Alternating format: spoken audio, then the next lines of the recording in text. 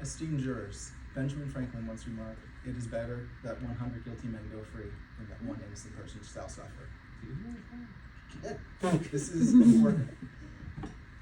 Today you're about to make the determination of whether a man, my client, is punished or goes free. Now, in any just society, the perpetrators of wrongdoing must be punished. But the right person must be punished. It is not justice to bring punishment out just out of a desire that someone must be punished. Punishing the wrong person is injustice for society. It is not justice for Mr. Sidney Lazar, who saw his wife killed before his eyes. It is not justice for Sarah Lazar.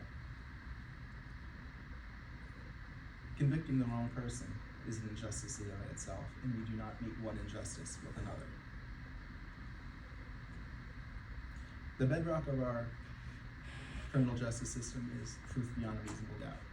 We do not ask you to weigh a mathematical formula.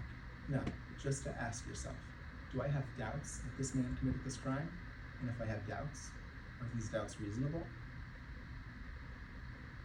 This is a tall task, but you are all qualified to make this judgment today. For the evidence brought, the identification made by Mr. Lazar and Mr. Ring at the scene. Neither of them were able to provide any detailed description of the robbers, other than that they're young men, white, with average builds.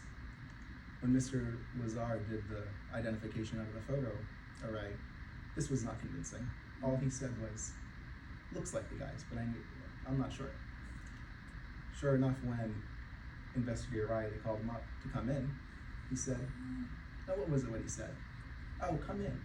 We think we got the guys who shot your wife." And when Mr. Lazar came in, there he saw Mr. Buckner and my client handcuffed, being led to the actual lineup. After hearing you got the guys who shot your wife and seeing them in handcuffs like this, that really planted the seed in his head to select my client out of the lineup. Investigator Riley was unable to tell you if anyone was in both the photo array and the lineup.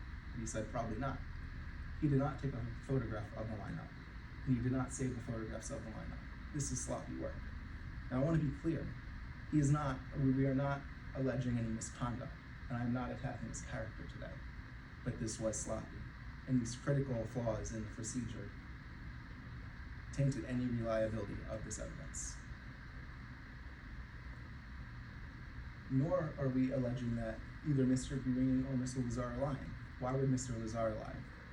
But he was traumatized and grief-stricken after seeing his wife killed. Mr. Green came across a frantic situation. These men were confused. This is not only understandable to happen, it's downright bound to happen, to be confused after such a traumatic situation, especially in the face of such police work. As for the gun, Mr. Lazar only said, "That looks like the gun that was used." Are you convinced by this evidence? When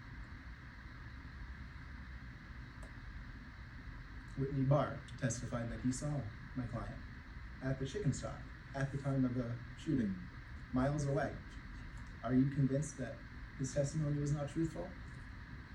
For the car, Mr. Green only testified there was an older black sedan that was used as the getaway car. He didn't describe any make, model, bumper stickers, license plate, anything to distinguish this car from all the other black cars out there. That was so loud, I'm sorry.